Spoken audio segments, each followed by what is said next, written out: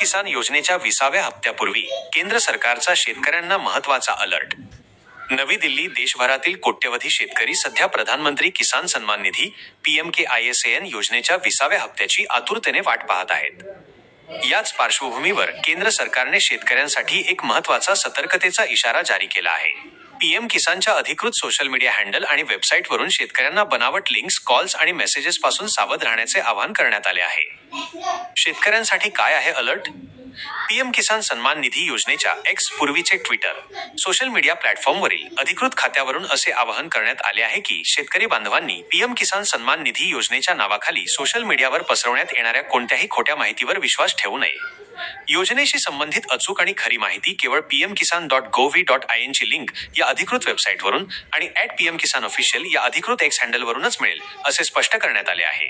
तसेच अनोळखी links, phone calls आणि मेसेजेस पासून दूर राहण्याचा सल्लाही देण्यात आला आहे, कारण फसवणूक करणारे या माध्यमांचा वापर करून शेतकऱ्यांची आर्थिक फसवणूक करू शकतात. 20व्या हप्त्याची प्रतीक्षा कायम.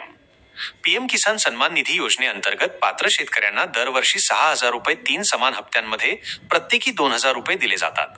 या योजनेच्या 2 हप्त्यांमध्ये साधारणपणे 4 महिन्यांचे अंतर असते. योजनेचा 19वा हप्ता 24 फेब्रुवारी 2025 रोजी शेतकऱ्यांच्या खात्यात जमा करण्यात आला होता. त्यावेळी 10,4,67,693 शेतकऱ्यांना या हप्त्याचा लाभ मिळाला होता, ज्यामध्ये महाराष्ट्रातील 93,07,774 लाभार्थींचा समावेश होता. आता शेतकऱ्यांचे लक्ष 20व्या हप्त्याच्या तारखेकडे लागले आहे. महाराष्ट्र शासनाची नमो शेतकरी महासन्मान निधी योजना. केंद्र सरकारच्या पीएम किसान योजनेप्रमाणेच महाराष्ट्र शासनानेही राज्यातील शेतकऱ्यांसाठी नमो शेतकरी महासन्मान निधी योजना सुरू केली आहे.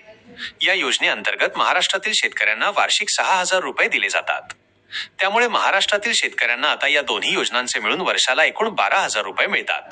नमो शेतकरी महासन्मान निधीच्या पुढील हप्त्याचीही राज्यातील शेतकऱ्यांना प्रतीक्षा आहे.